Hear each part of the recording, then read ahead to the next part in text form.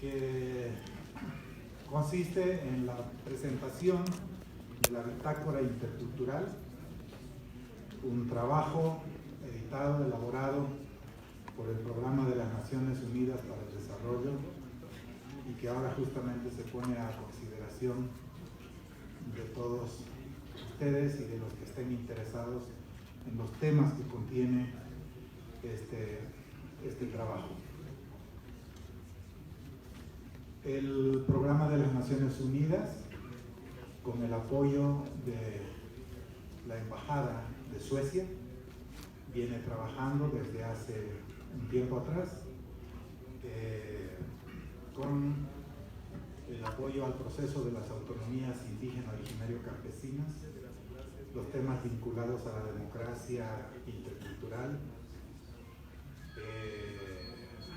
al desarrollo del Estado plurinacional, a los derechos colectivos y a una serie de temas que hacen a las agendas programáticas tanto del Estado boliviano, del programa y del sistema de las Naciones Unidas, cuanto a la propia Embajada de Suecia. Y en este marco de coincidencias es que justamente se ha elaborado este trabajo que se denomina la bitácora intercultural. Antes de entrar de lleno al desarrollo del programa especial que tenemos establecido para hoy, quisiera decirles que lo que ustedes ven en las imágenes allá es precisamente el logo del texto que hoy los van a tener ustedes en sus manos, pero también quiero informar que esta revista está acompañada de una plataforma virtual interactiva que es sin duda un espacio que difundirá una serie de materiales, artículos, documentos de análisis y otros referidos al Estado plurinacional, a la democracia intercultural y a todos los temas que tienen que ver con los temas de interés y de agenda pública.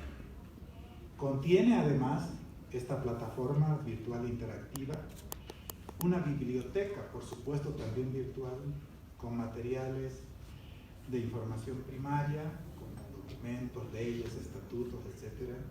Y también información secundaria, artículos de opinión y otros.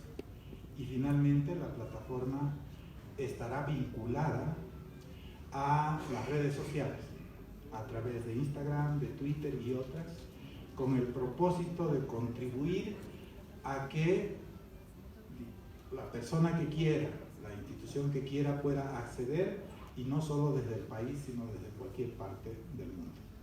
Entonces quería informarles que esta plataforma ya está en línea y que tendrá todas las posibilidades de tener el acceso correspondiente. Para iniciar el programa, quisiera invitar al señor Pontus Rosenberg, encargado de negocios de la Embajada de Suecia, a que nos pueda brindar unas palabras en este importante evento. Por favor, Pontus.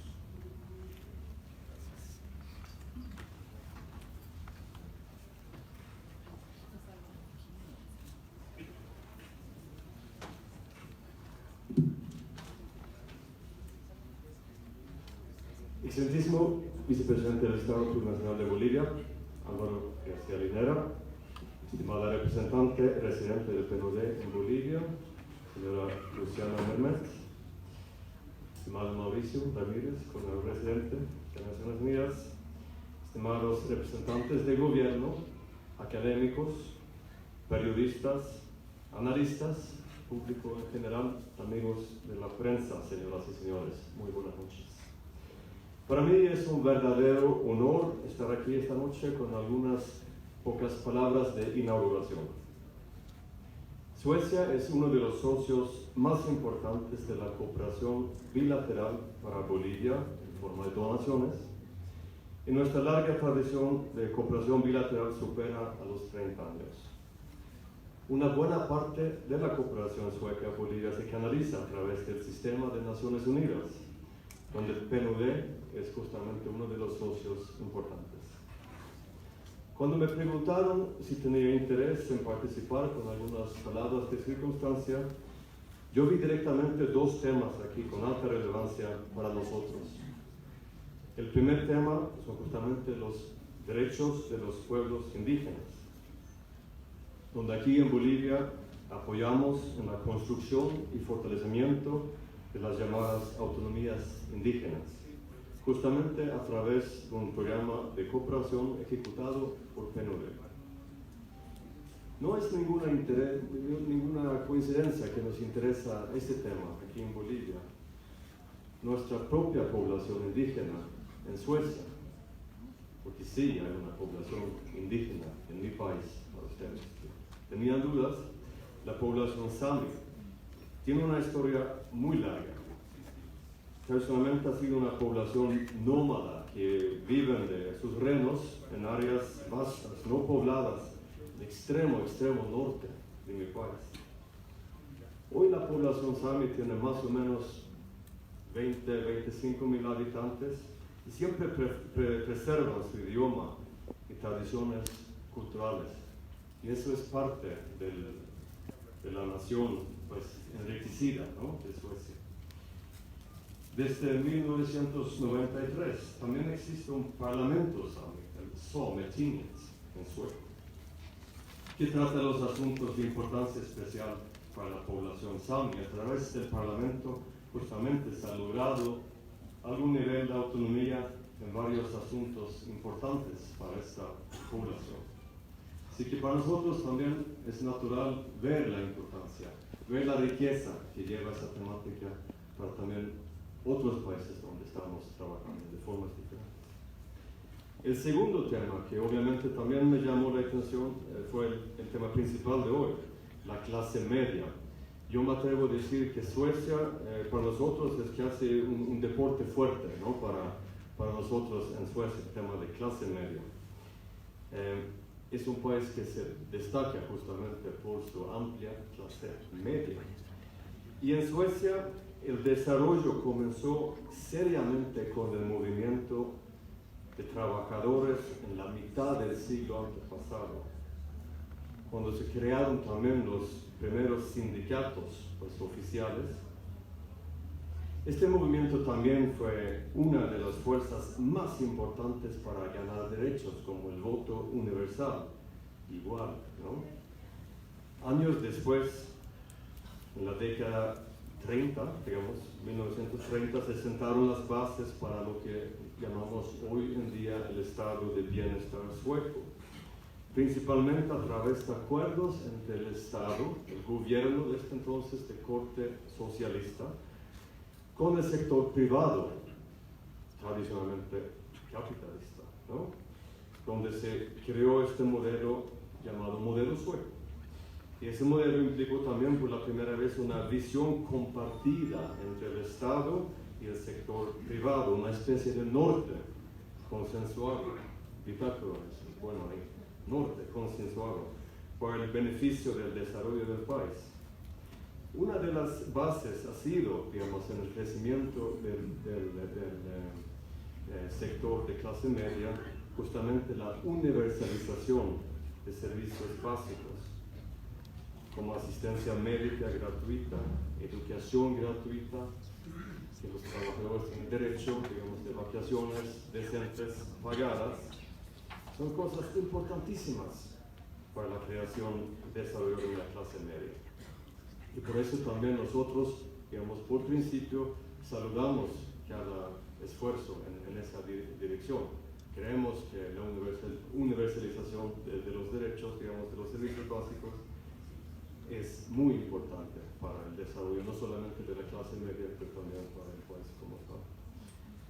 Todos deberíamos tener la misma oportunidad, no importa, digamos, el origen socioeconómico, el origen de la familia. Y gracias también a este cambio en mi país, Suecia ha logrado aumentado significativamente, digamos, la masa de la clase media y el desarrollo económico. Claramente hay varios, digamos, los signos positivos para una sociedad. Y cuando más personas logran un nivel aceptable de prosperidad económica, aumenta las posibilidades de que ellos mismos puedan elegir sus propios destinos e intereses, además de tener influencia. ¿Cuántos genios nos ha perdido en el mundo por nunca haber tenido la oportunidad de elegir?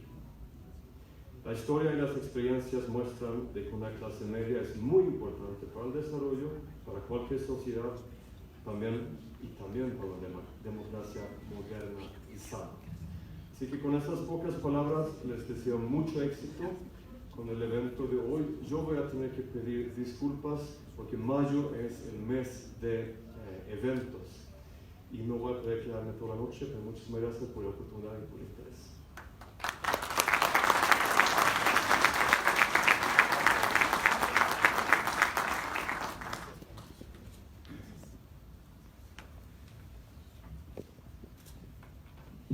Gracias al señor Pontus Rosenberg por sus palabras.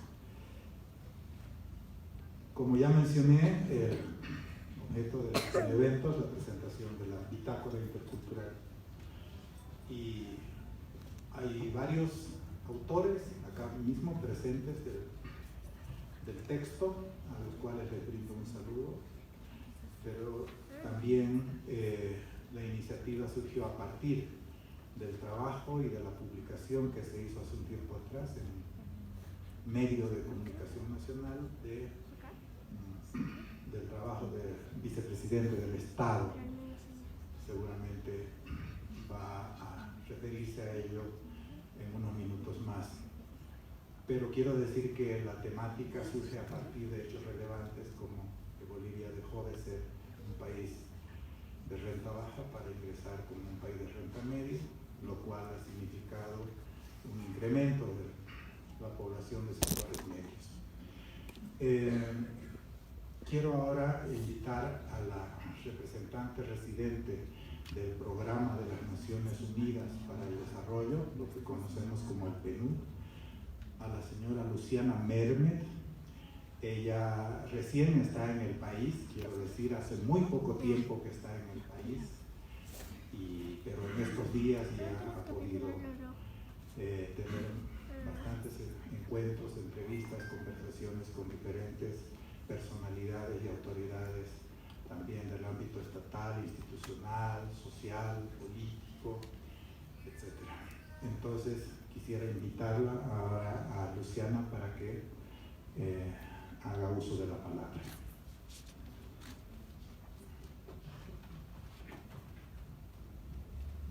Bueno, muchas gracias, Carlos.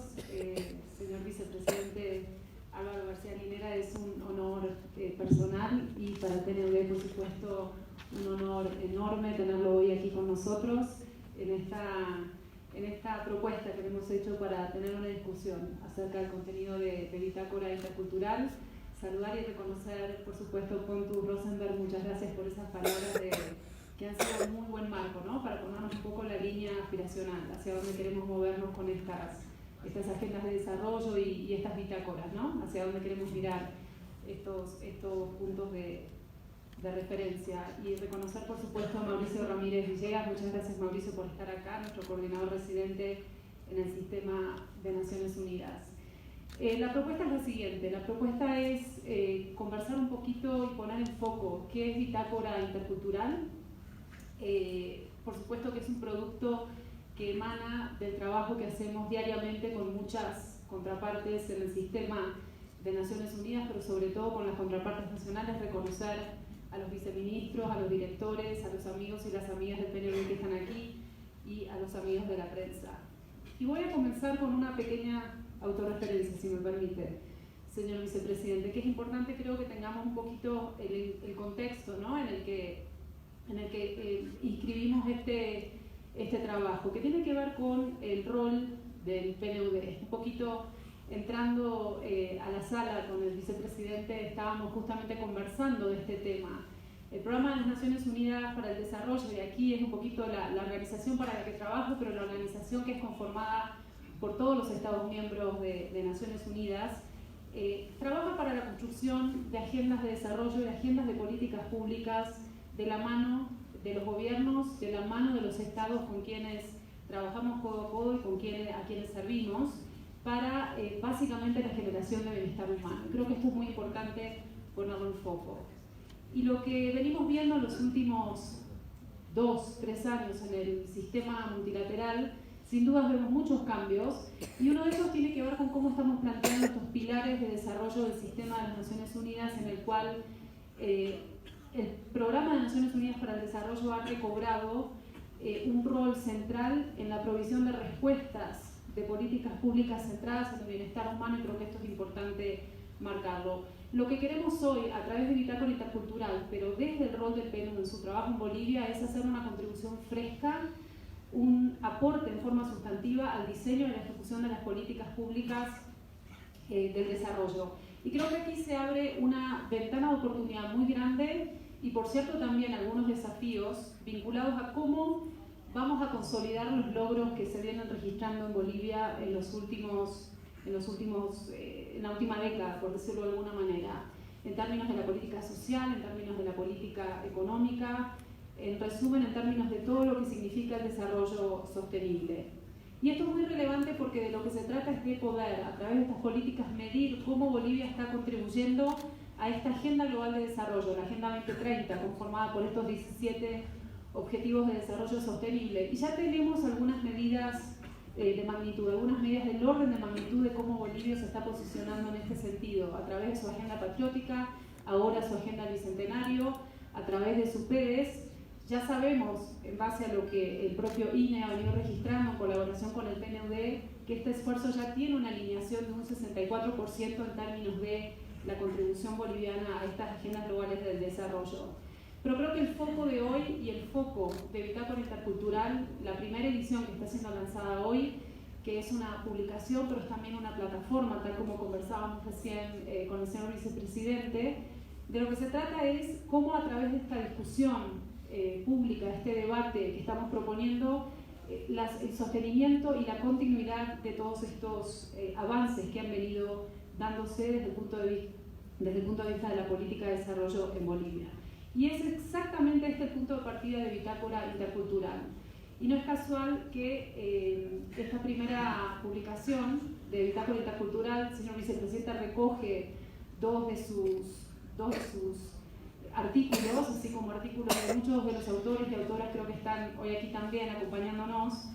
De lo que trata es cómo vamos a desafiarnos en la reflexión alrededor de la construcción del Estado plurinacional y la democracia intercultural en Bolivia. Creo que este es un punto de partida importantísimo, porque de lo que se trata esta reflexión, mirando los 10 últimos años, 10, 14 años, tiene que ver con cuáles han sido esos espacios para el diálogo plural, para promover un análisis y para una reflexión conjunta en términos de las ideas, en el desafío de edificar este nuevo Estado plurinacional y de cimentar el concepto de democracia intercultural, que creo que es un bien muy propio de Bolivia y que es un aporte al conocimiento global. Aquí creo que tanto el Estado plurinacional como la construcción de la democracia intercultural son dos proyectos de construcción institucional que Bolivia se ha trazado hace más de una década, y desde el mundo se está observando este modelo, se está observando cómo construimos programas alternativos para dar cuenta, ¿verdad? Y esto me parece importantísimo, y responder a las crisis de las comunidades políticas y estatales, que no estamos exentos de esas crisis. Justamente este primer número de Bitácora Intercultural lo que está proponiendo es enfocarnos en el tema de clases medias o estratos medios, tal y como Pontus nos lo ha señalado hace un momento, y aquí creo que es una oportunidad para articular esta reflexión desde la perspectiva del gobierno boliviano, y, si me permite, señor vicepresidente, también desde la perspectiva del PNUD, ofrecer algunas ideas sobre cómo venimos reflexionando este tema y cómo pensamos que esto puede avanzar en Bolivia. En este primer número, como decía, es un tema importantísimo, el tema de cómo se han ensanchado estas denominadas clases medias, estos estratos medios. Creo que la revista es testigo del gran debate que se ha generado alrededor de esta temática, y todos y todas podrán leerlo al salir, tendrán su copia, pero también tendrán acceso a todos los artículos en el marco de la plataforma. yo creo que se inscribe en el marco del tema de la movilidad social ascendente y cómo esto genera desafíos a la hora de generar desarrollo. Y esto, en el contexto de Bolivia, a partir de la intervención precisamente del vicepresidente García Linera, que ha puesto, ¿no?, en el centro este debate, se abre la reflexión político-institucional de los actores que contribuyen al desarrollo en Bolivia. ¿Cómo venimos debatiendo este tema en el seno del PNUD, que al final es el espacio dentro del sistema de Naciones Unidas para hacer reflexiones vinculadas a la formulación de las políticas públicas? Aquí hay algunas reflexiones que venimos teniendo que se inscriben en una conversación que el PNUD inició hace unos años en el marco de su informe Más allá del ingreso, y que tiene que ver básicamente con una reflexión sobre cómo se está produciendo la movilidad social en América Latina y Caribe, que tiene que ver con cómo estamos transicionando hacia sociedades de renta media, hacia países con clases medias más activadas, ensanchadas si se quiere, y rompiendo la noción de las pirámides de ingresos y generando ahora estos famosos rombos, ¿no? En primer lugar, lo que vemos en Bolivia es que efectivamente tenemos el rombo, tenemos un ensanchamiento importantísimo de la clase media en los últimos años, y esto se expresa de diferentes maneras. Se expresa desde el punto de vista del crecimiento de las ciudades, en las fisonomías estructurales de las ciudades, en la aceleración de los procesos de urbanización, con la emergencia de todos los desafíos que esto conlleva en términos de calidad de servicios públicos, en términos de movilidad urbana, en términos de seguridad ciudadana. También tenemos otro grupo de temas que van surgiendo que tiene que ver con la emergencia de otros ámbitos que tienen que relacionados con políticas de cohesión social, ¿verdad? Estos ensanchamientos también traen los desafíos con esta incorporación veloz de ciudadanos y ciudadanas que a veces también tiene una cuota de precariedad, jóvenes y mujeres que ingresan en dinámicas productivas de nuestras sociedades que también presionan para acelerar estos procesos de reestructuración de los aparatos económico-productivos. Y creo que esto es un desafío importante que se genera en la forma en que el Estado se relaciona con la sociedad y que de alguna manera cuestiona lo que tradicionalmente el Estado de Bienestar brinda, ¿no? Este tema de la seguridad social o la renta social que históricamente han generado estados de bienestar, y escuchamos recién de la experiencia sueca. Hay una presión muy fuerte en esta estructura social que tiene que ver con estas mismas transformaciones, ¿verdad? Cómo el sistema puede procesar este tipo de presiones y demandas. Ahora hay que poner un punto de toque y reconocer que en los últimos 14 años el desarrollo que hemos visto en Bolivia en términos sustantivos, en términos de, aún en contextos de mucha adversidad en términos de crisis internacionales, hemos visto tasas sostenidas de crecimiento, hemos visto fuerte redistribución y reducción de las desigualdades, y esto ha tenido un impacto significativo en la transformación social que hoy caracteriza al país. Y creo que aquí, con esta transición de sociedades caracterizadas por condiciones de pobreza a sociedades caracterizadas por un ensanchamiento de la renta media, ¿verdad?, de estas clases medias, creo que es un mérito indiscutible, es un mérito definitivo que hay que otorgarle al Estado de Bolivia y que al mismo tiempo nos da una gran oportunidad, señor vicepresidente. Nos da la oportunidad de colocar la lupa, el foco en estos temas y estas problemáticas que deben ser abordadas en el marco de toda la complejidad de los temas que también nos trae este ensanchamiento de clases medias. Entonces, la pregunta tal vez que me gustaría poner a la audiencia y poner al señor vicepresidente para su propia reflexión es: ¿cuáles son las condiciones institucionales que requerimos cumplir para consolidar y para dar sostenibilidad a todos los logros de desarrollo que hemos registrado a la fecha en Bolivia? Creo que acá la situación de transformación, la situación de cambios que ha vivido Bolivia, que de hecho está muy bien recogido en algunos de los artículos, incluyendo muchos textos del vicepresidente García Linera, el proceso de cambio tiene que ver de hecho también con un proceso de democratización social que ha tenido también una aceleración en términos del acceso igualitario de la población a bienes de desarrollo. Esto es muy importante porque tiene mucha entidad en términos de la pregunta que hice hace un momento. O sea, de lo que se trata, y retomando, parafraseando un término que hemos escuchado en repetidas ocasiones del señor vicepresidente, ¿cómo configuramos este nuevo sentido común, ¿verdad? Este proyecto de desarrollo nacional para el Estado boliviano y para el gobierno, y cómo entendemos esta relación entre Estado y sociedad. Bolivia es muy claramente en su constitución del 2009, en su nueva constitución política del Estado, tenemos tres grandes rasgos que creo que son definitivos en esta discusión: el Estado plurinacional, la democracia intercultural y paritaria, y el desarrollo basado en el modelo del vivir bien. Creo que esto es exactamente lo que captura el sentir común que debemos de alguna manera aterrizar en la discusión que se abre, o la propuesta de discusión a la que está invitando Bitácora Intercultural. Tenemos entonces, como decía, muchos avances logrados, que creo que es importante también documentar esos avances para la experiencia global. Como dije antes, el mundo está queriendo saber cuáles han sido las políticas y cuáles han sido las acciones que han llevado a la historia tal y como se escribe en Bolivia, pero al mismo tiempo debemos documentar para preservar los logros a nivel local.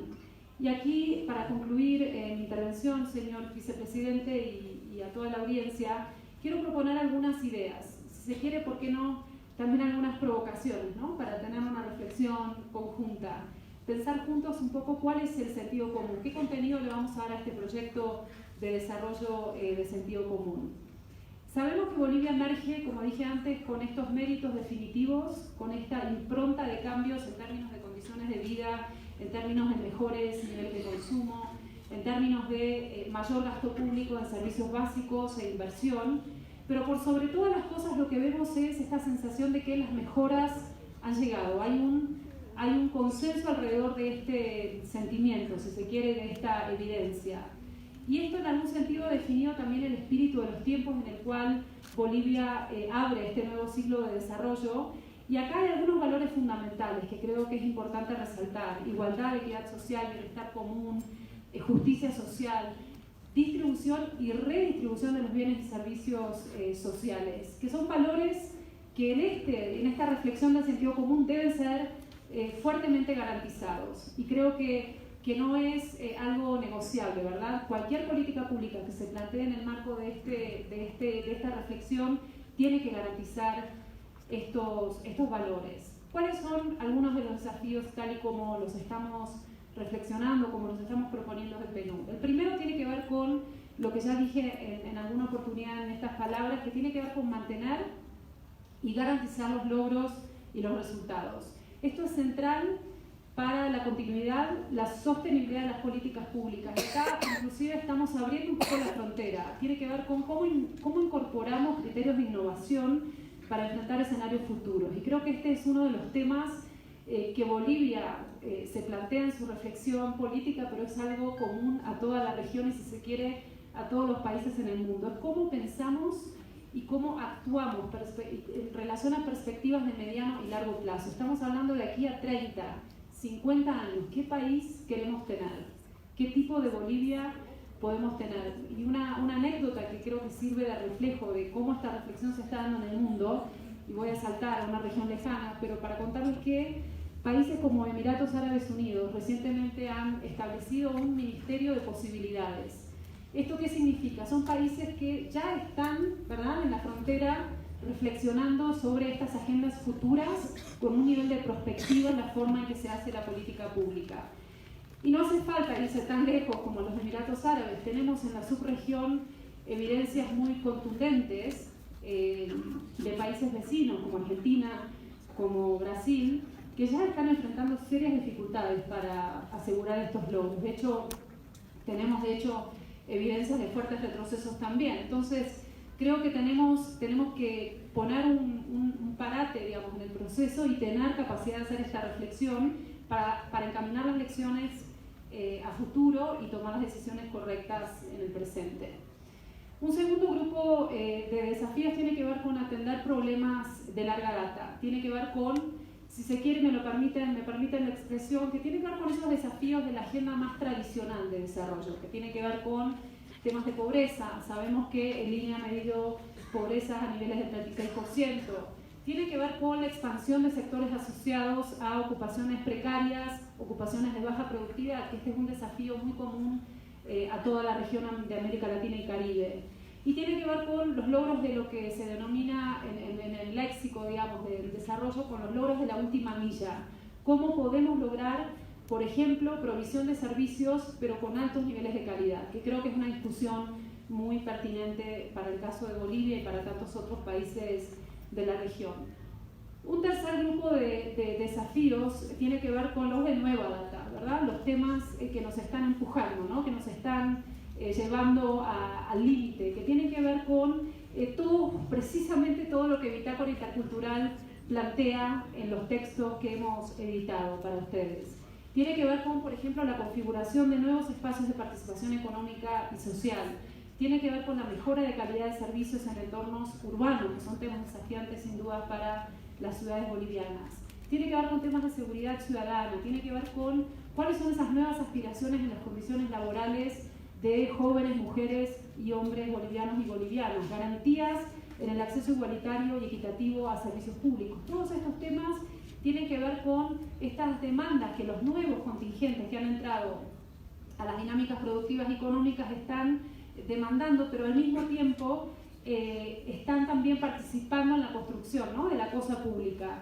Y estos contingentes siendo también a la vez beneficiarios de estas nuevas propuestas de política pública orientadas al desarrollo humano pleno, por ponerlo de alguna manera. Y aquí es donde como PNUD vemos un espacio vital para aportar en términos de comprensión, en términos de análisis, en términos de actuar en el marco de cuando estas transformaciones están sucediendo, estas transformaciones de estructuras a todos los niveles, sociales, económicas, políticas, que por cierto no tienen una historia lineal como la historia nos lo muestra, y creemos que esta es la tarea central a la que estamos convocados en el marco de nuestro rol dentro del trabajo de Naciones Unidas.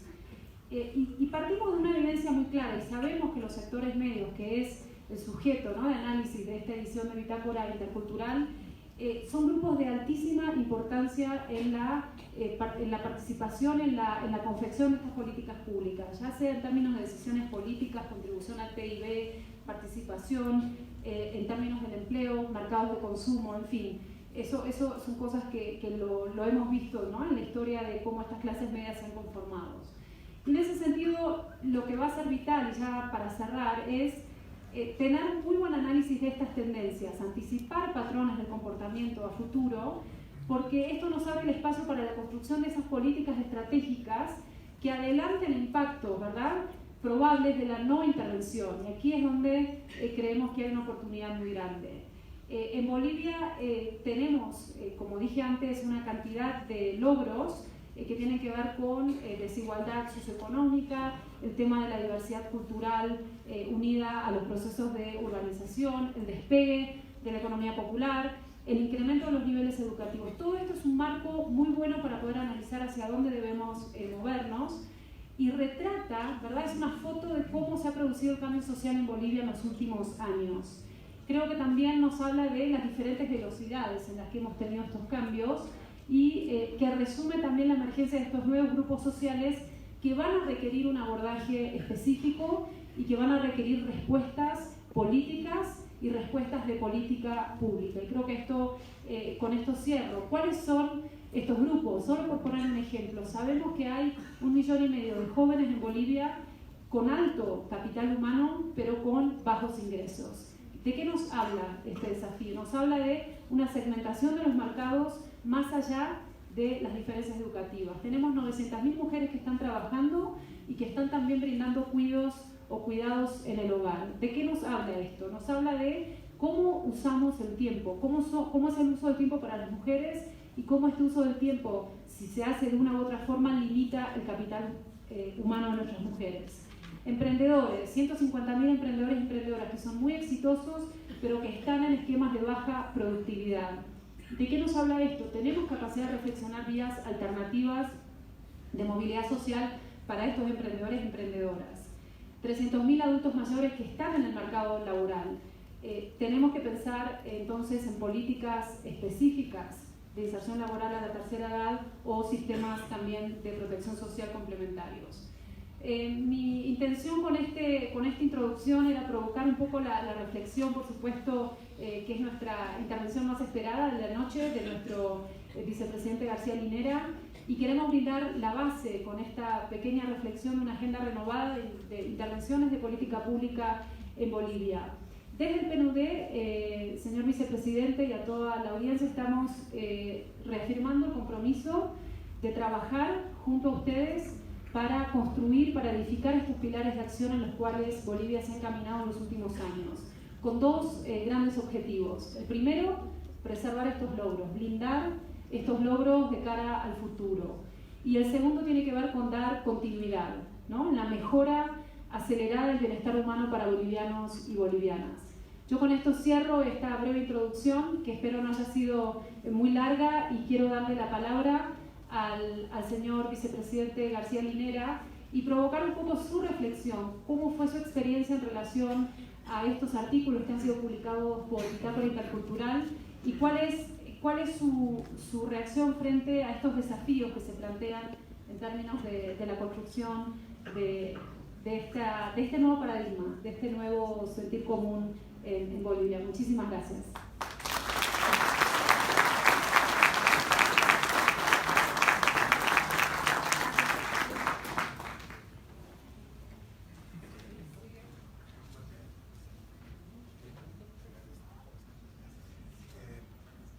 Como ya mencionó nuestra representante residente del Programa de las Naciones Unidas, la señora Luciana Mermet, ahora vamos a invitar al vicepresidente del Estado, Álvaro García Linera, para que nos hable sobre el tema central de la revista que hoy se presenta, Bitácora Intercultural. Quería nada más que aprovechar para darles la información de la dirección a la cual ustedes pueden acudir para entrar a este espacio o plataforma virtual de la Bitácora.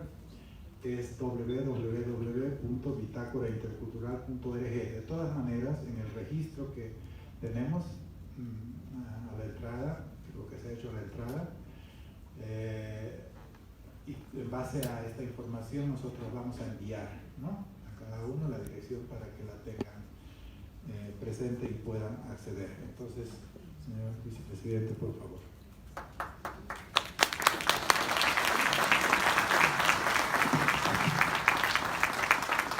Muy buenas noches a todos. Un saludo muy respetuoso a nuestro coordinador general de Naciones Unidas, a los representantes de la PNUD, flamante representante de la PNUD, a las delegaciones internacionales, a las autoridades, a los ciencistas, a los profesores, jóvenes estudiantes.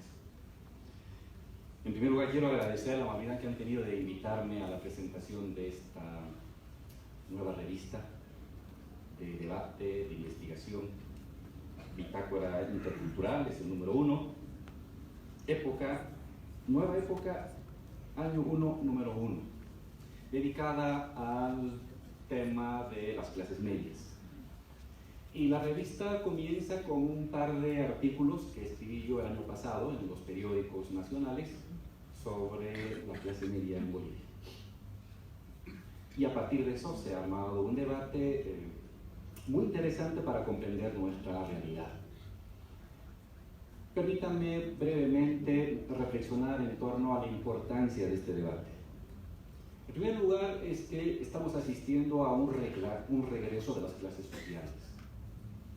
Después de años y décadas en que las clases sociales no eran un concepto legítimo, un concepto de uso generalizado para entender las diferencias de una sociedad, de un tiempo para acá hay un renacimiento del concepto de clase social. Las personas que tienen más de 30 años se acordarán que antes, no solamente en Bolivia, en América Latina y en el mundo, se nos decía que había un proceso de disolución de las clases sociales, que la clase obrera había muerto, que no había clase obrera, y que en verdad todos nos habíamos convertido en una especie de emprendedores autosuficientes, en las que las diferencias sociales eran meramente de forma, en la que las diferencias económicas eran circunstanciales, porque la globalización nos iba a llevar a la riqueza a todos y simplemente había que esperar un poco. Y resulta que no. los estudios recientes del profesor Thomas Piketty a nivel mundial sobre las diferencias sociales, sobre las desigualdades sociales, son escandalosas. Oxfam tiene todo un capítulo dedicado a estudiar las desigualdades sociales. Premios Nobel están trabajando las desigualdades sociales. Y cuando uno habla de desigualdades sociales estructurales, está hablando de diferencias no meramente episódicas ni temporales, sino de diferencias sociales duraderas. Pues eso es una clase social en el sentido, digámoslo así, más periodístico del término.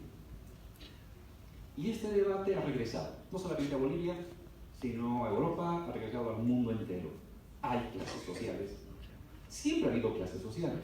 Lo que pasa es que se creyó durante un tiempo que estas estarán disolviéndose en una especie de aplanamiento hacia arriba de las mejoras, de las opciones y de las aspiraciones sociales. Y resulta que no. Las injusticias retratadas por el profesor Piketty en su libro de El capital del siglo XXI, pero en su nuevo libro referido no solamente a Francia, Inglaterra y Europa, sino a Estados Unidos, China, Rusia, Brasil, es fantástico porque da un panorama generalizado de que las diferencias sociales entre las personas se han incrementado. Las diferencias entre las personas se van incrementando y hoy hay más injusticia y hay más desigualdad que hace 30 años atrás. Veía unas gráficas respecto a Europa, cómo Europa ha regresado a las diferencias sociales del siglo XX, a inicios del siglo XX, antes del welfare state. Y entonces esto habla que la utopía de la disolución de las clases, la utopía de que todos íbamos a ser una especie de sociedad global hermanada, se derrumba. Y surge este debate con datos, con categorías de que las diferencias entre ricos y pobres, entre los que tienen más y los que tienen menos, se diferencian. Es decir, estamos entrando al debate de las clases sociales. Y está claro que eso va a incrementarse aún más debido a esta política creciente de proteccionismo que está invadiendo el mundo entero. A excepción de los comunistas chinos, todo el mundo latinoamericano, europeo y norteamericano están aferrándose a políticas proteccionistas. Comenzó el Brexit con Inglaterra, pasó a Estados Unidos con Trump y recientemente la señora Merkel nos ha hablado de la seguridad continental frente a China. Es decir, todo el mundo va a colocar sus barreras, va a colocar sus muros, y al colocar más muros y más barreras, la utopía de la globalización se viene abajo, y al derrumbarse la utopía de la globalización, surge el debate de diferencias sociales, y al haber diferencias sociales, de conflictos sociales. Entonces, ciertamente a escala mundial, teórica y prácticamente estamos asistiendo a un renacimiento del debate sobre clases sociales.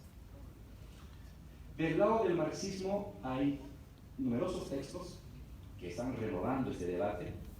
Acaba de morir el profesor Olin Uray, que ha escrito varios textos sobre clases sociales, pero también la corriente regulacionista francesa ha trabajado este tema. La gente en Inglaterra, heredera de la vieja escuela de historiografía marxista, ha trabajado y está volviendo a trabajar temas de clases sociales. En fin, por donde se vea, ya sea recurriendo a los viejos autores de la sociología clásica o recurriendo a nuevos autores contemporáneos de la sociología moderna, está claro que las clases sociales nuevamente están adquiriendo la calidad de un concepto de reconocimiento ciudadano, tanto académico, institucional. Hay clases sociales. Ahora bien, en el caso de Bolivia, si uno hace una mirada de los últimos 80 años, 70, 80 años, como somos una sociedad de tendencia más izquierdista respecto a todo el continente, siempre el concepto de clase social ha estado presente. Es un concepto que lo usamos, lo hemos usado anteriormente, pero en verdad cuando uno revisa la bibliografía sobre Bolivia hay muy poca investigación real de campo, estadística, sobre las clases sociales. Vienen a mi mente 3 o 4. La primera, la de, por supuesto, la clásica de Guillermo Lora, en sus tomos sobre la historia del movimiento obrero, que es un texto clásico de la sociología boliviana, con la limitación de que se trata de una historia a partir de los documentos de los congresos. No es una historia de la estructura real de la clase, o en este caso de las clases sociales, sino una historia lineal de la calidad y la radicalidad de los documentos de los congresos. Es una forma de estudiar la clase social, lo es, pero es una forma incompleta. En los años 80, cuando regresó la democracia, hubo un esfuerzo interesante de un colectivo del Partido Comunista, si no me equivoco, se llamaba Roalba, compañero, ¿dónde está aquí mi ex compañero que me ha presentado? No, Roalba, si no me equivoco, que era un colectivo de investigadores que hicieron un esfuerzo no para estudiar ya la clase obrera, sino para estudiar a las clases dominantes. Y de hecho fue lo mejor que he leído y que tiene Bolivia en todos estos años para intentar entender cómo estaba estructurada en el año 84, 85, 86 las clases dominantes. Es un texto clásico agotado que valdría la pena volver a reproducirse, porque no solamente se fijaba en las clases subalternas, sino que se fijó ante todo en las clases dominantes. En los años 90 hubo otro esfuerzo para estudiar a la clase obrera, ya no tanto a partir de los documentos sindicales, sino a partir de discurso, estructura orgánica, procesos de sindicalización, y lo hizo el profesor Jorge Lasarte. Dedicó mucho tiempo al movimiento obrero, él venía de una herencia trotskista anterior y cargaba todo ese bagaje de conocimiento y de interés, y sí nos dejó un esfuerzo mejorado del estudio de la clase obrera, ya no simplemente a partir de los documentos, sino a partir de una vida orgánica un poco más sistemática. Y el último esfuerzo que se hizo para estudiar a las clases sociales, en este caso a la clase obrera, fue un taller que hicimos en la carrera de Sociología de la UNSA, aquí en La Paz, para estudiar al movimiento minero y al movimiento fabril boliviano, y hacer toda una conceptualización de la condición obrera contemporánea. Y ahí nos fijamos no solamente en documentos, sino en estructura productiva, en estructuras simbólicas, en estructuras asociativas. Fue un esfuerzo un poco más amplio de estudiar las clases sociales, no simplemente por el salario, ni simplemente por el documento aprobado en un congreso, sino por condiciones de vida. Pero luego, capaz la mente me traiciona, pero no tenemos a la vista estudios serios de clases sociales en Bolivia, aunque todo el mundo menciona las clases sociales en Bolivia. Y esta es una deuda pendiente de las ciencias sociales bolivianas, estudios contemporáneos o anteriores de cómo se van conformando las clases sociales en Bolivia y en el mundo. Una investigación más que tengo en mente es el estudio de la clase económica dominante en Santa Cruz, hecha por un sociólogo, Nicolás Laguna, cuya tesis de sociología fue justamente estudiar a la clase dominante en la sociedad cruceña en los años 90 y 2000. Entonces tenemos algunos estudios empíricos mucho más detallados de las clases sociales, pero en verdad nuestro acercamiento a las clases sociales en Bolivia, a pesar de que es de uso común, está adquiriendo nuevamente un papel relevante en el debate, no solamente académico, sino también en el debate institucional y en la toma de políticas públicas. Tenemos un conjunto de deudas pendientes muy grandes para tener un mapa real de las clases sociales y cómo éstas se van modificando.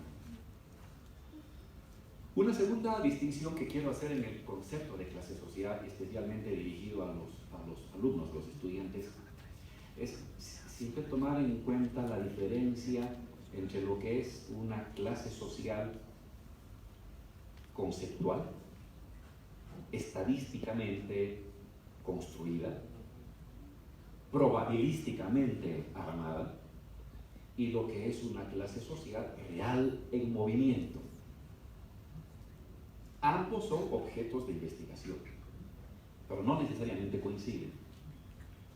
Estadísticamente, utilizando variables, uno puede elegir distintas variables, uno puede hacer un mapa social para establecer nubes, es decir, lugares donde se van congregando estadísticamente la ubicación de sujetos sociales, vamos a llamar a eso, a esta nube condensada clase social, a partir de ciertas variables, condición económica, propiedad, titulaciones, etc. Y uno puede armar la estructura social a partir de estas herramientas estadísticas, a partir de estas herramientas sociológicas, y tener un mapa de las clases sociales. Esta es un mapa conceptual, es una construcción teórica, firme, sólida, sustentable, lógicamente construida, pero no es la clase real. Eso Bourdieu llama una clase teórica. Y la otra es el sujeto colectivo en movimiento, visible a través de sus movilizaciones, de sus discursos, de sus reivindicaciones, de sus maneras de agregarse, de sus maneras de articularse con otros. Entre la clase social teórica y la clase social movilizada, a veces puede haber, digamos, sobreposición, a veces no. A veces uno puede construir una clase teórica, una clase social teóricamente válida, pero que socialmente, visiblemente, como actor colectivo no existe, que está fragmentado. En las estadísticas está más o menos condensada, en la vida real está más o menos disipada, fragmentada. De hecho, eso casi siempre sucede en las sociedades del mundo, a no ser de que surgen las luchas sociales. Y ahora en el mundo comienzan a surgir luchas sociales. Todos tienen su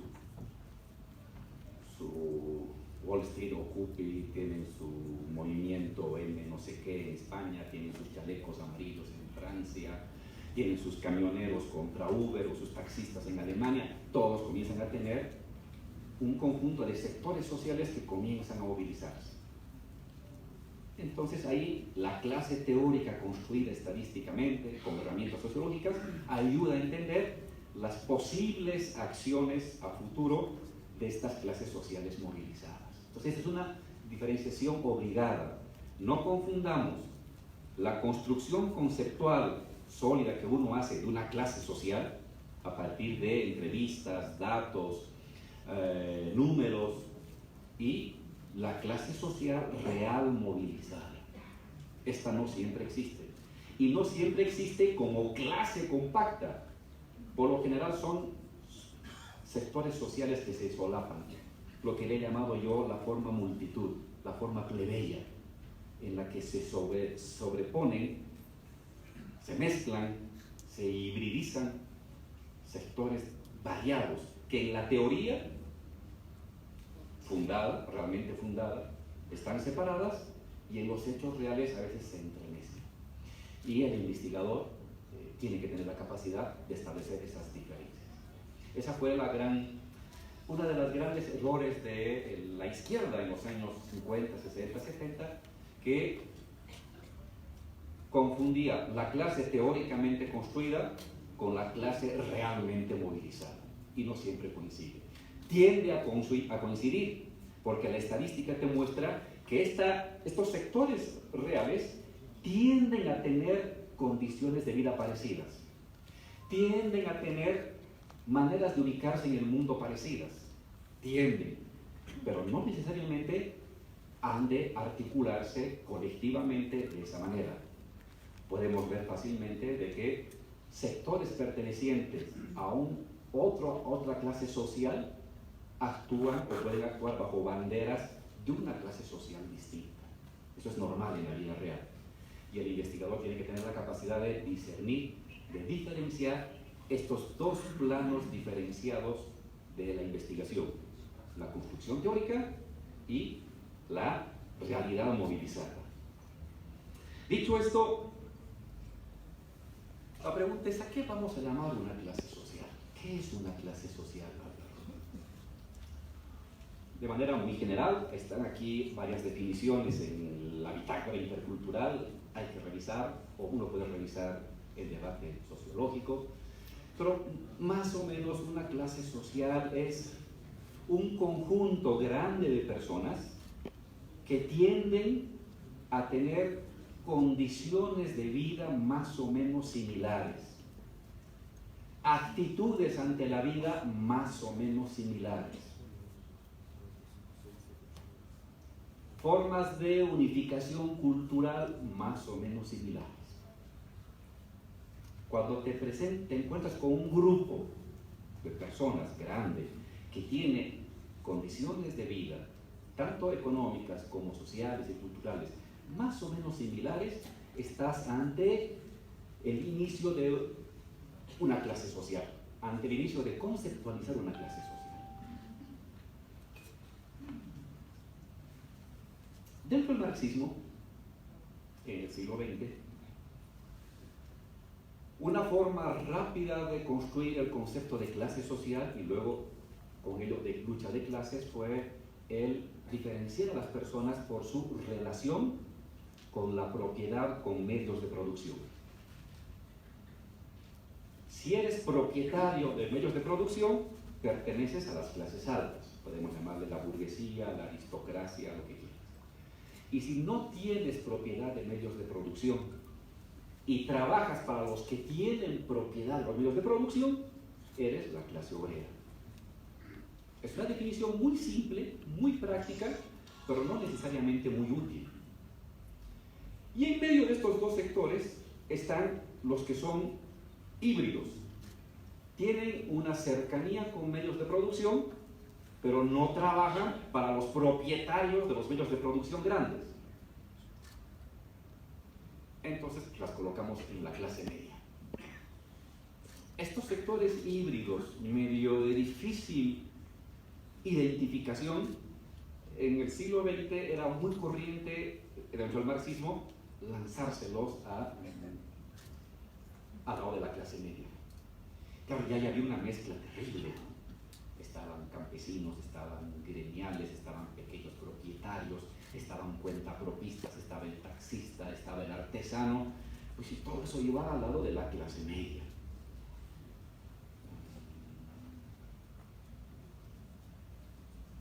Dentro del análisis institucional global, Banco Mundial, Naciones Unidas, ha resultado más útil una derivación de esta manera de clasificar a las personas, pero ya no por la relación con los medios de producción, sino con ingresos.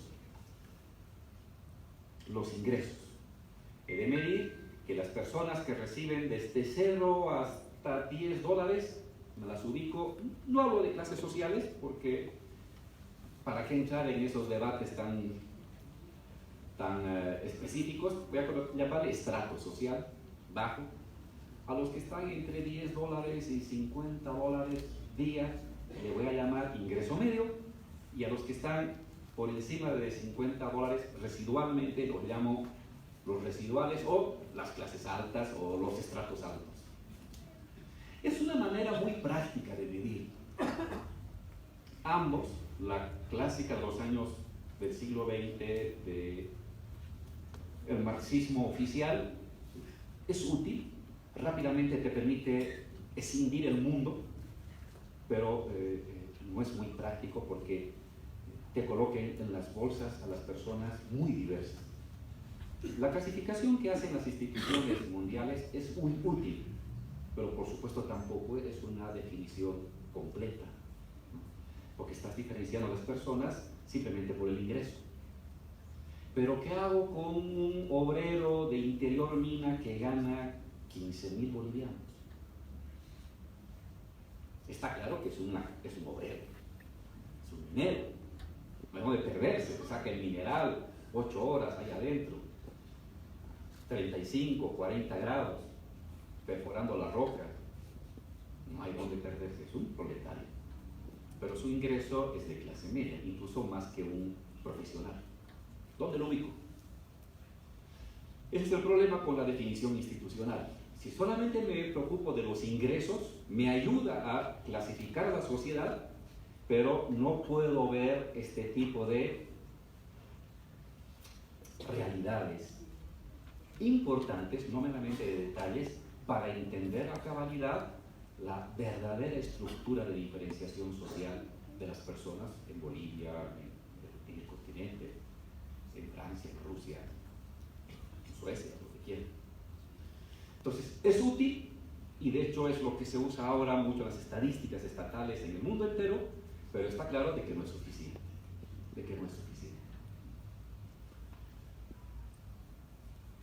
Hay una definición que mezcla el compromiso político con la capacidad de establecer variables prácticas, medibles, porque eso le pide a un investigador, medible a la clase social.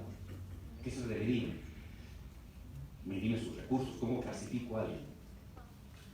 Y entonces está la definición medio burdiana, weberiana, que recoge cosas del marxismo y que recoge cosas de Weber, y que te dice, oye, si tú quieres estudiar las clases sociales, fíjate en 4 coordenadas.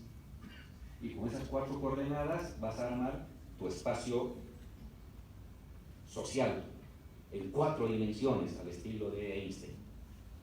La primera coordenada, la economía, evidentemente la economía, que es clave.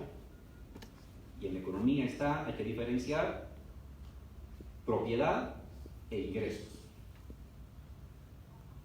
De hecho, esto hace a su modo el profesor Piketty, cuando estudia las diferencias sociales, no se contenta solamente con la propiedad, sino que estudia también el patrimonio de los sectores, y ve que las clases altas van a seguir siendo altas, por definición, en el mundo entero.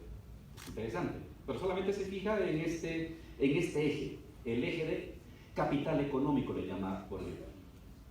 Primer eje del espacio en 4 dimensiones.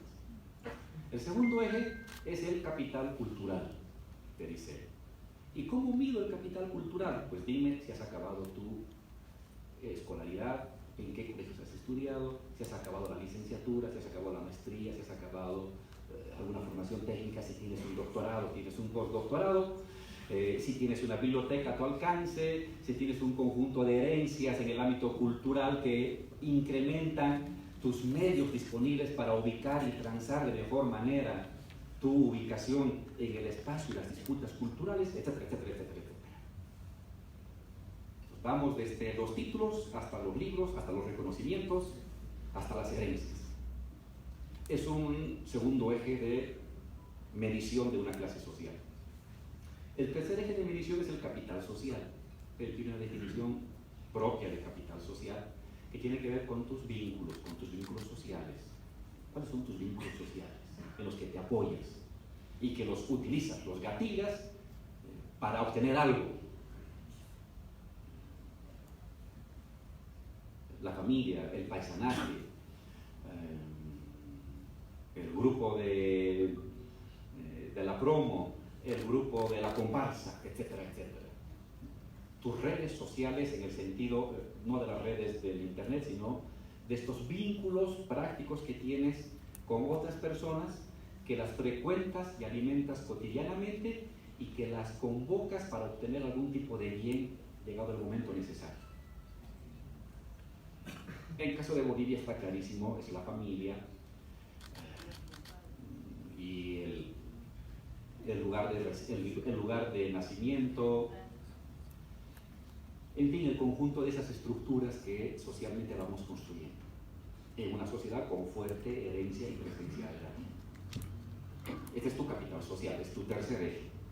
Y luego incorpora un cuarto eje, que es el capital simbólico, que es un derivado del estatus weberiano, que tiene que ver con tus reconocimientos, tu estructura de reconocimientos sociales que logras o acumulas a lo largo de la vida. Los Usted dice, ¿quieres ubicar a una persona en el espacio social? Dime cuánto mide en el eje económico, cuánto mide en el eje social, cuánto mide en el eje simbólico y cuánto mide en el eje cultural, y ahí vas a encontrar dónde está ubicado ese señor. Y si muchos señores se van agrupando alrededor de ese lugar, esa es una clase social. Es una forma muy práctica para el sociólogo, el ciencista político, para el investigador social, incluso para los compañeros del INE, para estudiar eso. Es mucho más manejable. Y eso es una mezcla de elementos marxistas con elementos weberianos. Y de hecho es la manera que más me gusta en lo personal, que es más práctica para entender cómo puedo identificar o cómo puedo estudiar la conformación de grupos sociales en la realidad boliviana. En el caso de Bolivia, hemos hecho unos aportes. Hace más de 19 años, 18 años, propusimos una categoría que hemos llamado el capital étnico. Junto con el capital económico, con el capital social, con el capital cultural y el capital simbólico, en sociedades coloniales, y Bolivia es una sociedad postcolonial, tiene importancia el capital étnico. Es decir, el manejo, el acceso, la propiedad somatizada por lo general de la etnicidad legítima dominante. ¿Qué es esto? La etnicidad legítima dominante. Tu apellido, tu color de piel, tu vestimenta, tu idioma, tu herencia cultural. En las sociedades postcoloniales, la etnicidad indígena siempre ha sido un bien devaluado, en tanto que la etnicidad heredada de la dominación y que representa a los invasores, a los que colonizaron, a los que llegaron al continente, la etnicidad legítima. Entonces, hasta hace como 10 años, a mayor blanquitud social, mayor capital étnico. A mayor indianitud social, menor capital étnico. Y entonces se daban paradojas, de que podías tener mucha economía, pero tenías un capital étnico bajo, devaluado, indígena, tu ubicación en el espacio social era del medio para abajo. Y a la inversa, podías ser pobre, no tenían mucha economía, como los hijos empobrecidos de la vieja oligarquía de los años 50, pero eras portador de la etnicidad legítima, del color de piel, del color de ojos, del idioma, de las gestualidades, del apellido, del estirpe. Y entonces, aunque seas pobre económicamente, pero eras rico étnicamente, y entonces tu posición social se elevaba. Eso se mantuvo hasta los años 2005, 2006 en Bolivia, donde hay una inversión de la polaridad étnica. Y sucede ahora la inversa, pero de eso vamos a hablar después. Entonces hemos propuesto para estudiar Bolivia el capital étnico como un quinto capital, como un quinto bien, acaparable, disputable, acumulable y diferenciable. Un capital es eso, un bien que uno puede acaparar, usufructuar, intercambiar como una cosa. Y luego hemos incorporado no sé si es un sexto eje, el concepto que hace un rato manejaba nuestra representante del PNUD, el sentido común. Y ahí me baso enteramente en Marx, en una frase bellísima que él dice: las clases sociales, más o menos estoy parafraseando, he dejado mi texto no sé dónde, porque en el camino, las clases sociales se diferencian, se distinguen por las condiciones de vida, dice, por los intereses y la cultura. Yo se lo voy a agrupar en el sentido común. Esa es una lectura gramsciana de Marx, si ustedes quieren. Y eso lo incorpora. Un elemento no como un nuevo capital, sino como una manera de estudiar a las clases sociales. Marx nos mostró que se puede estudiar a la clase social a partir de sus propiedades. Bourdieu nos mostró que se puede estudiar a una clase social a partir de sus estilos de vida, de sus gustos. Qué come, cómo se viste, a qué cine va, qué lee. Y propongo que también se puede estudiar a las clases sociales por su sentido común. ¿Qué es el sentido común? 4 cosas: preceptos lógicos, preceptos morales, preceptos instrumentales y preceptos procedimentales pre-reflexivos que uno utiliza en la vida cotidiana miles de veces sin darse cuenta que los está utilizando. ¿Qué es un sentido común? Es que cuando ustedes entraron a este salón, se sentaron y nosotros nos vinimos acá. ¿Por qué no se sentaron ustedes acá y nosotros allá? Había un sentido común de que el expositor viene adelante y los oyentes van a sentarse. Pues eso no es natural, es un sentido común que uno no lo piensa, lo realiza, lo ejecuta. La lógica del lenguaje es un sentido común. Y no se olviden que el lenguaje, lo sabemos con Austin, y Searle es el que construye instituciones. El lenguaje tiene un poder performativo de instituciones. Pues ese lenguaje también forma parte de la construcción de nuestro sentido común. Entonces, puedo estudiar las clases sociales por su economía, por sus capitales, por sus estilos de vida y por su sentido común. Esa es una hipótesis que la hacemos. Ahora hay que hacerlo. Fácilmente decir eso hay que hacer, pero ya ponerse a hacer el trabajo de campo es una cosa muy difícil y requeriría 10, 20, 30 investigadores, unos 3, 4, 5 años. Tenemos entonces definición de clase social. Ahora, clase media. ¿Y por qué clase media? En los textos que están acá, que recopilan debates que ha habido en los periódicos, hacemos una propuesta, una hipótesis de trabajo de lo siguiente. Primera hipótesis de trabajo. En Bolivia hay una nueva clase media. Siempre ha habido una clase media, siempre. La hipótesis es, ha surgido en los últimos años una nueva clase media.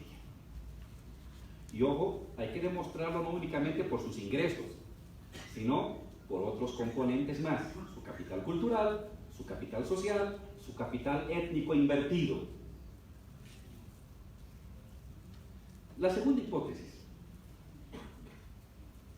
Esta clase media se caracteriza por 5 o 6 cosas. La primera, el acceso a propiedades medias, diversas, en distintas actividades, un ingreso medio superior. Ahí renovamos los conceptos al PNUD y al Banco Mundial y a todos los institucionalistas. Tienen un origen popular, vienen de abajo, han emergido en los últimos años, vía el comercio, vía la manufactura, vía el sistema cooperativo, vía el transporte, vía las universidades. En tercer lugar, tienen una afirmación identitaria, es decir, son portadores de estilos de vida diferenciados. Para ser clase media no tienes que ponerte necesariamente el traje, ir al mega, ¿cómo se llama? El mega center, no necesariamente ni mandar a tu hijo necesariamente al SAS. Puedes también ser clase media haciendo preste. Incluso hay más clases medias que tienen más plata que los que van al megacenter y viven en la zona sur. Y despliegan una forma visible de su ascenso social. Los cholets, los prestes, sus fiestas, son formas de visibilización y de construcción de una estética diferenciada de su identidad. Es una hipótesis, no lo estoy demostrando, estoy lanzando ideas a investigar. Tienen una relación fluida con el Estado, no viven del Estado. A diferencia de las anteriores clases medias y altas que en los años 50, 60, 70 y 80 crecieron en la sombra del Estado, amamantados por el Estado. Esta otra clase media es una clase media de origen popular muy autónoma. Puede tener vínculos con el Estado y surgen pequeñas empresitas de construcción, pero también tiene negocios propios, actividades propias, en la que el Estado tiene una relación de tolerancia y de incentivo por vía de la mejora económica, el circulante, el que haya dinero para que el comercio funcione, para que el transporte funcione, para que la venta de comida funcione, etcétera, etcétera, etcétera. Es un sector que gradualmente, no totalmente, comienza a desterritorializarse. Si ya tengo agua, si ya tengo luz, si ya tengo alcantarillado, si ya tengo internet, si ya tengo movilidad, si ya tengo escuela, si ya tengo para pagar mi salud, ya no necesito afiliarme o ser un militante activo del sindicato. Puedo ir, pero me voy distanciando. En otros casos no necesariamente así. Hay un excelente estudio de clase media en Yungas, no me acuerdo el nombre de una señorita, que muestra una clase media yungueña que se mantiene en el sindicato. Igualmente debe estar pasando cosas aquí en las ciudades, pero hay una tendencia gradual a una desindicalización en la medida que ya va resolviendo necesidades básicas.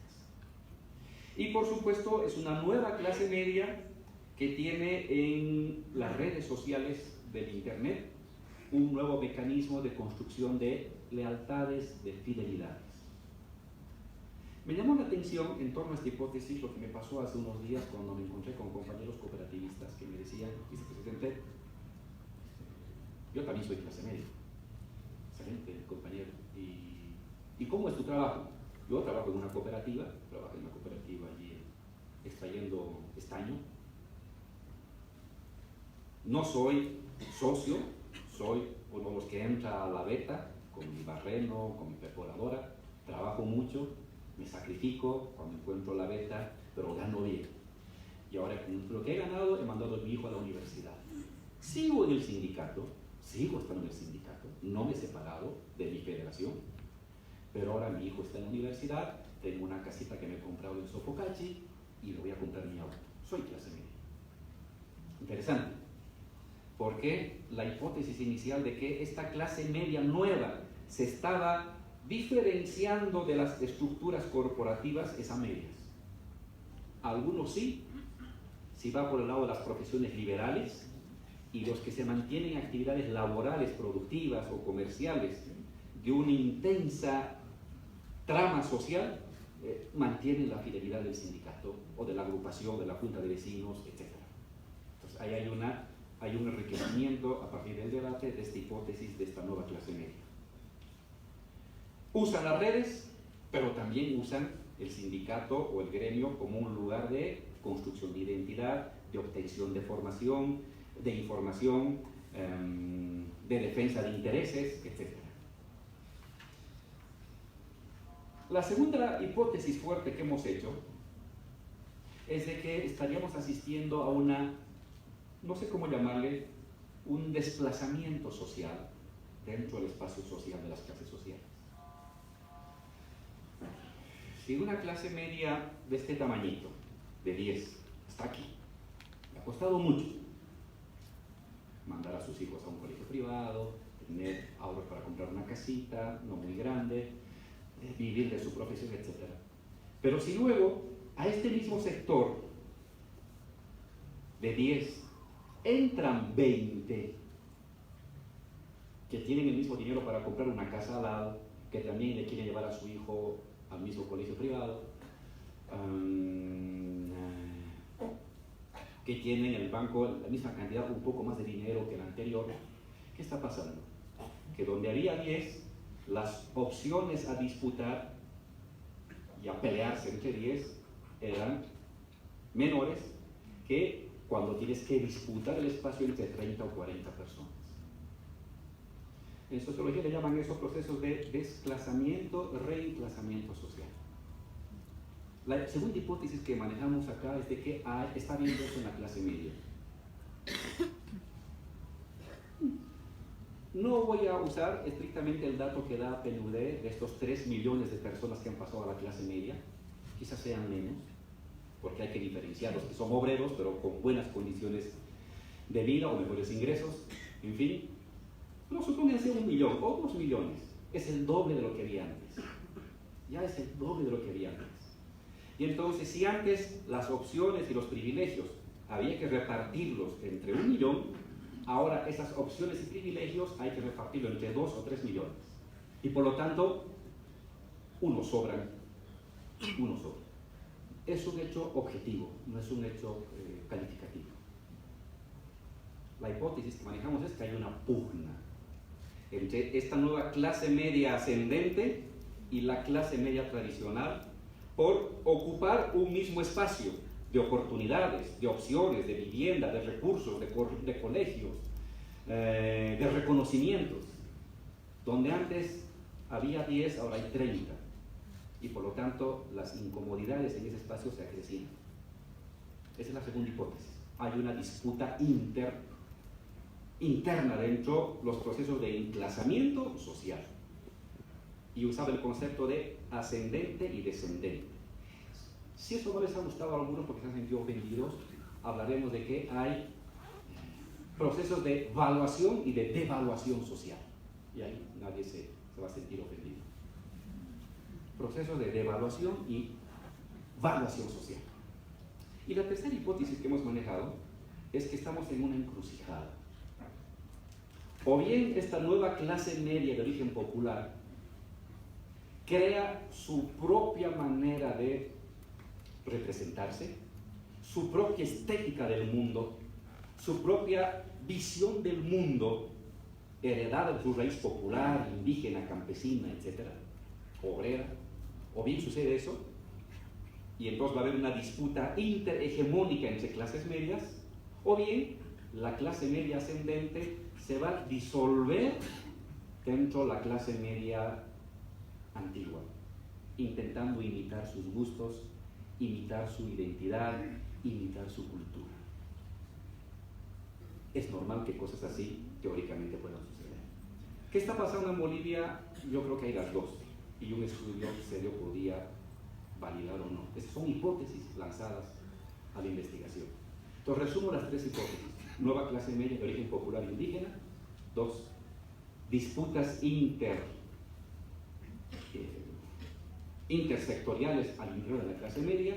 Y tercera, que hay una bifurcación entre posibilidades de una nueva estética, un nuevo ideario capaz de clase media, capaz de disputar la hegemonía de clase media, el sentido común de clase media a la antigua clase media tradicional, o bien un proceso de subsunción, supeditación estética, cultural, identitaria, discursiva de las nuevas clases medias a las viejas clases medias.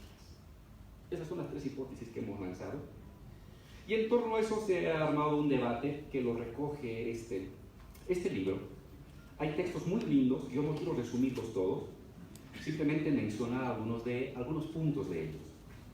Está el texto de Figueroa y Pérez, que hace esta explicación de los estratos medios, de los estratos bajos, medios, y dentro de los medios, los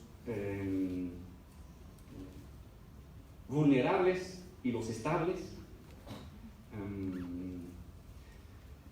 Es una excelente letra de investigación, y me traje aquí el libro que para mí fue una revelación, un libro que también lo hizo la gente del PNUD, que lo coeditamos y que es casi como mi Biblia para explicar lo que está pasando en Bolivia.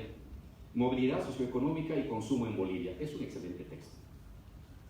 Y la reflexión de Figueroa y Pérez en parte se apoya en esta investigación que hizo el PNUD con la vicepresidencia. Vale la pena leer. Es lo mejorcito que he leído sobre clases medias. Su concepto de clase media está claro que no es muy fuerte, pero no importa. Sus datos son poderosos. Y la manera de estudiar los datos son extraordinarios. Vale la pena leer. He visto que han sacado otro texto en Cochabamba, aquí han sacado otro. Creo que es el mejor, este texto de este grupo de investigadores del PNUD. Es lo mejorcito que tenemos ahorita en cuanto a acercamiento a clases medias. Ojalá que el profesor Amaru haga su tesis de doctorado sobre la clase media y será ya lo mejor de lo mejor de lo mejor, pero de momento tenemos este texto del grupo de investigadores. Sus nombres los esconden para que quede como un hecho colectivo, pero tiene nombre y apellido. Hay que respetar. Me saco el sombrero por esta investigación, que está muy buena. Me quedo con dos datos. En este texto van a encontrar cuánto la clase media dedica a la educación, por ejemplo, la importancia de la educación, cuánto le dedica a las comunicaciones. En fin, hay más datos. Y también una cosa que quiero de manera honesta reconocer. Cuando yo me encontré con una de las investigadoras de este texto, ella me dijo, y hizo perforó mi cerebro: Álvaro, inversión en temas de salud y educación para movilidad social son mucho más duraderas y eficientes que inversión en transferencia de recursos monetarios. Me dijo eso un encuentro que tuvimos a la rápida, esta investigadora Paz, y eso me lo dijo hace 2 años, un año y medio. Y en parte, no únicamente, el que nos hayamos animado a hacer el seguro universal de salud tiene que ver con este consejo de un investigador sano, honesto. Oye, Álvaro, lo mejor para Bolivia es invertir en temas de salud y educación, porque eso te garantiza más estabilidad en tu movilidad social. El dinero no tanto. Es necesario, pero no tanto. Le agarramos la palabra.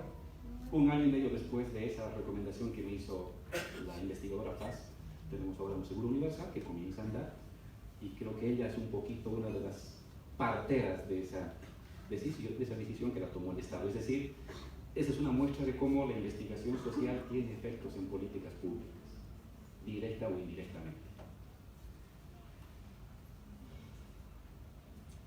Está un excelente texto de Comadina, sociólogo cochabambino Comadina, que estudia cómo se dio el proceso de la conflictividad social con los médicos en 2017-2018.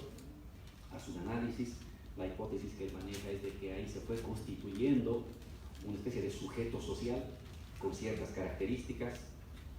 Hubo crisis de representación, tuvieron capacidad de agregación, hubo toda una recuperación de viejos repertorios de movilización, como las movilizaciones, pero también la incorporación de las redes sociales. Es una propuesta para decirte, oye, también las clases sociales pueden constituirse en sujetos sociopolíticos. Y lo que pasó con los médicos entre enero y febrero del 2018 es un ejemplo de eso. No voy a debatir, tengo varias críticas, cierta ingenuidad frente al uso de las redes y el uso del modo de agregación a través del miedo, que es un modo de agregación conservador, pero bueno, eso no está en debate. Es una excelente propuesta para estudiar cómo las clases medias en ciertas circunstancias y en ciertos segmentos pueden constituirse en sujetos colectivos de acción política, de acción pública. Está el trabajo de Fernando Molina, que hace toda una propuesta en torno a lo que es el proceso de cambio. Me llamó mucho la atención sobre su propuesta de que en parte el proceso de cambio ha entrado en contradicción con la clase media blanca, y de hecho eso luego lo desarrolla Fernando Molina en otros textos que ha escrito posteriormente, y su debate que tiene con Carlos Mesa apunta un poco a esta hipótesis que él desarrolla, pero aquí hace esta propuesta de la contradicción entre clase media blanca y proceso de cambio. Está el texto de Jorge Villaño en torno a las debilidades del proceso de cambio en su relación con las clases medias, el reclamo sobre temas de ausencia de politización de los sectores populares, cosa que repite con Juan Carlos Pinto también. Está la investigación de Amaru, que es un adelanto de su tesis doctoral, y claro, muy culta, muy amplia, nos hace un estado de la cuestión de cómo está el debate de clases sociales en el mundo, cómo se ha construido en Bolivia las categorías para diferenciar a las personas, desde la colonia con categorías tributarias, la república con categorías étnicas hasta llegar a las clases sociales, y su propuesta de la clase media en el debate actual como una circunscripción imaginada, donde distintos actores políticos o institucionales intentan depositar en ella un conjunto de atributos o de intereses políticos. Están también el trabajo de Ithazo Arias, lo pronuncio mal, perdón, cuya preocupación y angustia me llamó mucho la atención. Recogiendo párrafos de mi texto, decía, está bien, si es cierto lo que dice Álvaro, estamos ante la conformación de una clase media nueva desterritorializada y por lo tanto no de agregación colectiva, sino amorfa. Y mi respuesta es sí o no, y sí y no. No, porque como acabo de decir hace un rato, esta nueva clase media, una parte se desterritorializa, especialmente las que viene de profesiones liberales, pero otra parte no se desterritorializa, porque se involucran en actividades de comercio, de transporte, de producción, necesitan rearticular su red de fidelidades tradicionales para que les vaya bien. Incluso las más globalizadas, las que tienen negocios con China o con Rusia o con Alemania, necesitan esta red de paisanaje, de vecindad, para armar su negocio, para armar su propuesta, para armar su emprendimiento. Y por lo tanto no se separa radicalmente, pero además, ya más en términos teóricos, cuando uno lee el Manifiesto Comunista y ve a Marx cómo describe a la clase obrera, ve cómo la clase obrera en sus inicios se va formando amorfamente, desorganizadamente, es más, en competencia unos con otros. La conformación de cualquier clase subalterna es así.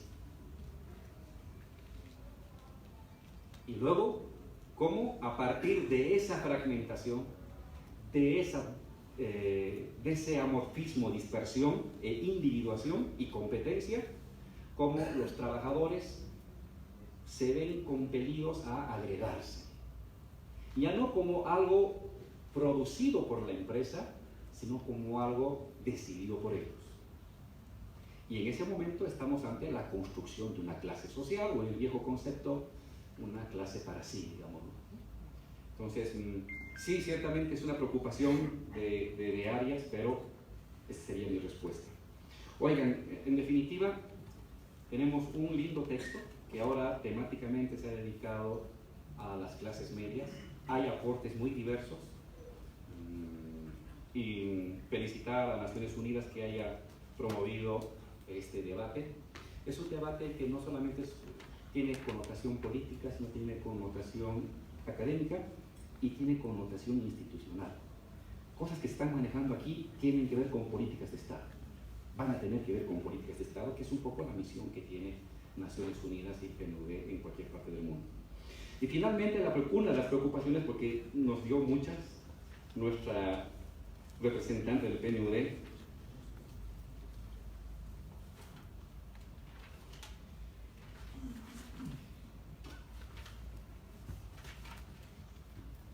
¿cómo consolidar institucionalmente los logros? ¿Cómo construir esto? ¿Cómo hacerlo un sentido común? No, es una pregunta muy buena. No tengo yo una fórmula, un algoritmo, pero la clave de un modelo de desarrollo para generar consensos en torno a él tiene que ver mucho alrededor de en qué medida es capaz de generar mínimas condiciones de satisfacción de necesidades de las gentes y mínimos o medianos mecanismos de ascenso social. Europa, con el neoliberalismo, ¿por qué están surgiendo corrientes populistas de derecha? ¿Por qué está surgiendo el fascismo? o el posfascismo, como dice el investigador italiano, fundamentalmente porque hay como un límite. Se han generado demasiadas desigualdades.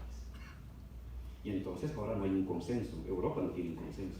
¿Cuál es su destino? ¿Globalización o proteccionismo? ¿Libre cambio o proteccionismo? ¿O una mezcla de ambos? No hay un consenso.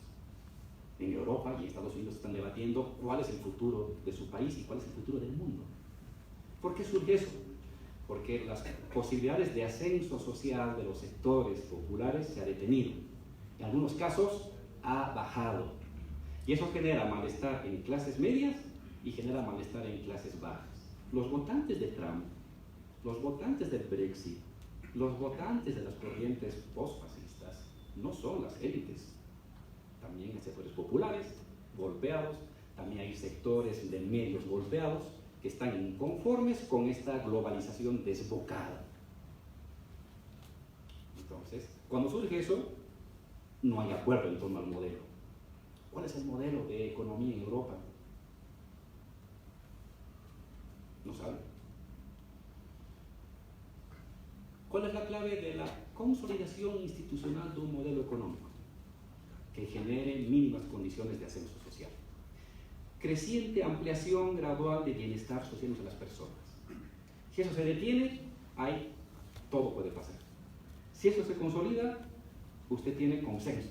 Y ustedes fíjense en el debate político hoy, no se está debatiendo el modelo económico. Está debatiendo si eres o no eres corrupto, si eres o no eres narcotraficante, si eres o no eres autoritario, pues nadie pone en debate el modelo económico. Eso es bueno, porque es un modelo que funciona. No siempre va a ser así. Llegado un momento, va a haber un debate en torno al modelo económico si es que este ya no tiene un combustible que puede irradiar gradual mejora de condiciones de vida de las personas. Entonces, ¿cuál es la clave para consolidar institucionalmente los logros? Que lo que se ha logrado, que el modelo que se está construyendo genere ascenso y mejora social. Nuevas clases medias de consumo o nuevas clases populares que viven de mejor manera, como obreros, como campesinos, como indígenas, etc. ¿Se construirá esto como sentido común? Esos son mis sueños y mis ruegos. Pero construir un sentido común es un tema que tarda una década, una generación, por lo menos, o 2 generaciones. Nuestro cuerpo es el sentido común acumulado durante 3000 años. Los sentidos comunes son sedimentos de maneras de ubicarse moralmente en el mundo, de maneras de usar instrumentalmente las relaciones del mundo, las maneras de ubicarse lógicamente en el mundo, que uno los aprende desde que nace. Alba está sedimentando en su pielcita el sentido común hasta que somos mayores, y ese sentido común no se modifica fácilmente en una generación. Algunos pedazos del sentido común pueden ser cambiados los procesos explosivos de revoluciones, un pedacito, pero el resto sigue. Y la idea es que seguir trabajando por lo menos toda una generación en la educación, en las comunicaciones, en las redes, en la universidad, en las investigaciones, en el mundo sindical, en la vida familiar, para sedimentar un otro sentido común. Ahí soy un poco más, no pesimista, pero sí más pausado. Los sentidos comunes son lo más difícil de cambiar en el mundo. El Estado puede cambiar, la economía puede cambiar, pero lo último en cambiar es el sentido común, aunque para cambiar la economía y la política, lo primero que hay que cambiar es un pedacito del sentido común. Pero para que todo el sentido común se modifique, mi hija Alba va a tener un nuevo sentido común. Yo no creo verlo en mí, pero sí creo que mi hija recién va a poder tener un nuevo sentido común. Muchísimas gracias.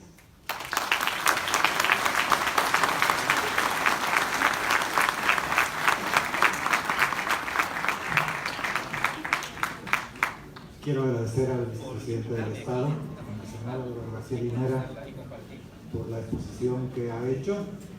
Y quiero, a manera de invitación también, decirles a ustedes que, de acuerdo con la vicepresidencia, vamos a replicar estas presentaciones en al menos 3 capitales más de departamento en nuestro país, probablemente Santa Cruz, Cochabamba y Tarija.